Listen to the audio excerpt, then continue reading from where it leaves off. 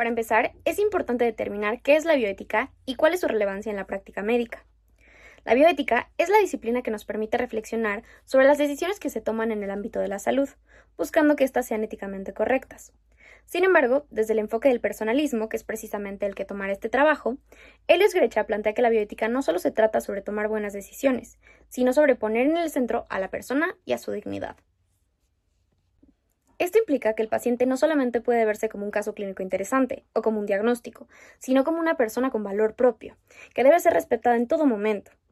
En esta misma línea, el pensamiento personalista, como el de Manuel Munier, nos dice que la persona siempre debe ser tratada como un fin en sí mismo y no como un medio. Desde el enfoque personalista, la bioética se guía a través de algunos principios propuestos por Helios Grecha.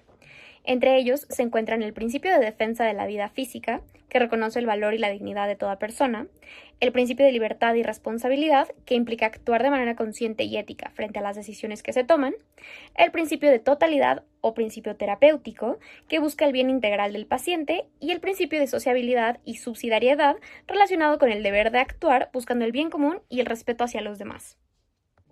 Estos principios sirven como guía para analizar los distintos conflictos éticos que pueden surgir durante la práctica médica, especialmente en situaciones relacionadas con el manejo de información sensible de los pacientes. Esto es especialmente importante en la medicina porque las decisiones que toma el personal de la salud no solamente afectan al cuerpo del paciente, sino también su privacidad, su autonomía y su dignidad. Por eso, no basta con saber qué hacer desde el punto de vista clínico, también hay que cuestionarnos si lo que estamos haciendo es éticamente correcto. Dentro de todo esto hay un aspecto fundamental que es la confidencialidad del paciente. La confidencialidad implica proteger la información que el paciente comparte durante la atención médica, pero más allá de ser una regla o una norma, desde el personalismo es una forma de respetar la intimidad y la dignidad de la persona. La relación médico-paciente se basa en la confianza. El paciente confía en que su información va a ser utilizada únicamente para su beneficio y dentro de un entorno profesional. Sin embargo, cuando esta información se comparte sin cuidado, esa confianza se rompe y se afecta directamente a la persona. Actualmente, con el uso de herramientas digitales como WhatsApp o expedientes electrónicos, es mucho más fácil compartir información. Sin embargo, también es más fácil cometer ciertos errores que salen de los marcos éticos. Es por esto por lo que el uso de estos medios no solamente requiere facilidad técnica, sino también responsabilidad y criterio ético. A continuación, presentaremos un caso que ejemplifica justamente este tipo de situación.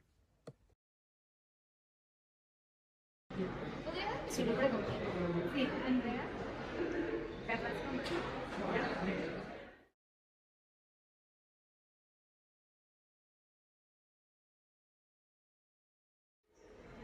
¿Tienes una verdad?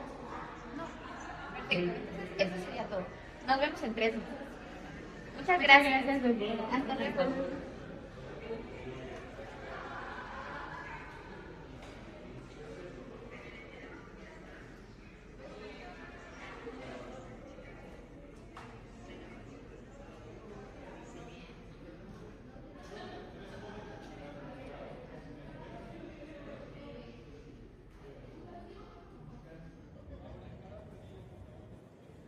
No inventes, mira lo que acaba de mandar la doctora Arreola. ¿Es un caso clínico? Ay, no inventes. Está feo, ¿no? Sí. ¿Quieres que te lo mande? Sí, por favor. Va, ya te lo reenvío. Gracias.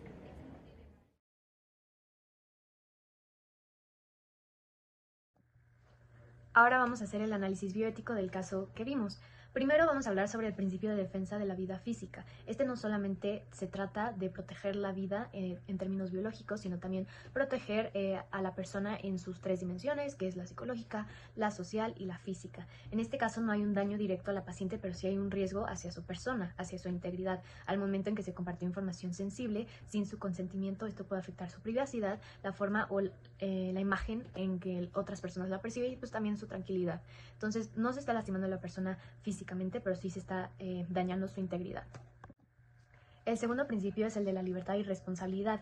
Aquí es clave entender que los médicos sí tenemos la libertad de tomar decisiones, pero tiene que haber siempre una responsabilidad detrás de esto.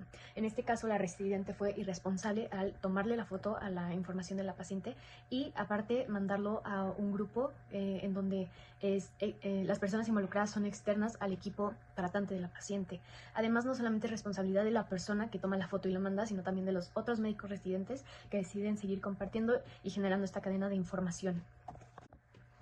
Después tenemos al principio de totalidad o terapéutico, que busca el bien integral del paciente. En este caso, compartir la información por medio de WhatsApp no beneficia al paciente en ninguna manera, aunque se podría argumentar que la información sirve para que los médicos residentes aprendan sobre el caso o sobre la enfermedad de la que padece la paciente. La forma en que se hace no es la correcta. El aprendizaje sí va a ser importante, pero también debe de haber ciertos espacios formales y profesionales en donde los datos sean anónimos y se guarde esta confidencialidad de la paciente.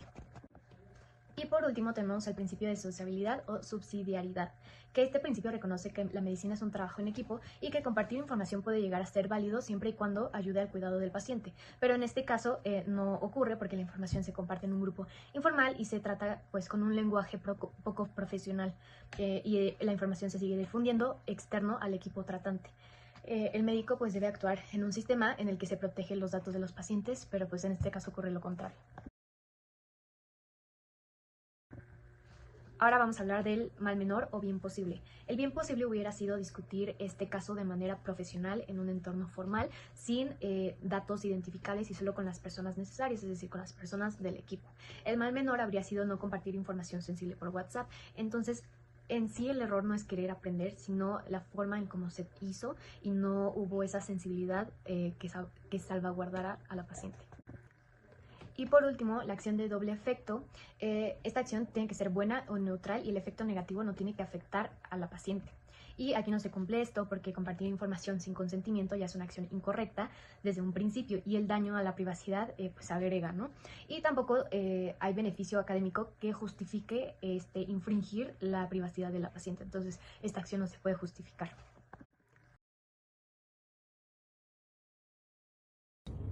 Para nosotros, el conflicto ético central reside sobre el deber de mantener la confidencialidad profesional y la vulneración de la información del paciente.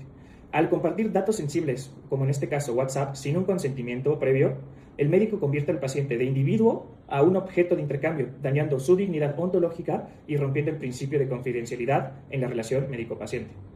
Nosotros argumentamos que la conducta presentada es éticamente injustificable, por lo tanto, es importante mencionar que el uso de WhatsApp expone la información en, primero, servidores externos, se va a almacenamientos en dispositivos privados y también se puede dar un posible riesgo de filtración de esta información sensible del paciente. Por lo tanto, el profesional debe actuar bajo los estándares legales y éticos de protección de datos personales. El paciente es el dueño de esa información.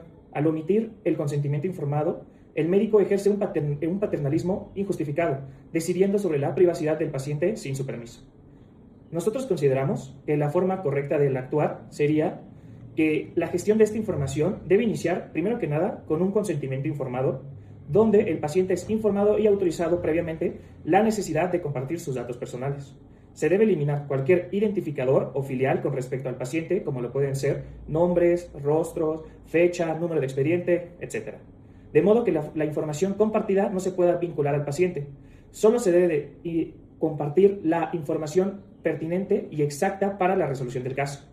En vez de usar redes sociales, como en este caso WhatsApp, se debería de emplear plataformas de gestión hospitalaria con su debida encriptación para proteger los datos del paciente. Por último, la enseñanza de nosotros es que el uso de la tecnología con la práctica médica cotidiana es una herramienta que debería de someterse siempre al rigor de la ética médica. La principal lección es que la confidencialidad es la base de la alianza terapéutica y la relación médico-paciente. El médico debe ser prudente con la información sensible que día a día maneja y tiene disponible, comprendiendo que el expediente clínico no es solo una base de datos, sino un documento humano que resguarda la vulnerabilidad de una persona. La buena práctica médica no solo se trata en llegar al diagnóstico correcto y su abordaje, sino en la integridad con la que se protege la esfera más íntima del paciente, su información. En la era digital, donde la rapidez predomina, el respeto a la privacidad sigue siendo uno de los pilares de la dignidad humana. Gracias.